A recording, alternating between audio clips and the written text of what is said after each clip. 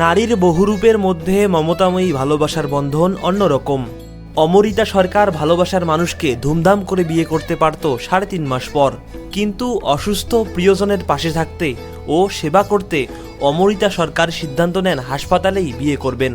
ধর্মীয় রীতিনীতি মেনেই ভালোবাসার মানুষ আনন্দ সাহাকে হাসপাতালেই বিয়ে করে নেট দুনিয়ায় আলোড়ন সৃষ্টি করেছে।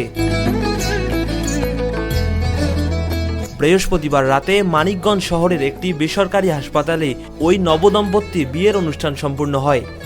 তার এই মানবিকতাকে সবাই বাহবা দিচ্ছেন। পারিবারিক সূত্রে জানা গেছে, পরিচয়ের পর থেকেই ভালোবাসার সম্পর্ক গড়ে ওঠে আনন্দ সাহা ও অমরিতা সরকারের। দুই পরিবারের সম্মতিতে বিয়ের দিনক্ষণ ঠিক হয় 15 ডিসেম্বর। এর মাঝেই হয়ে গেছে তাদের আশীর্বাদ।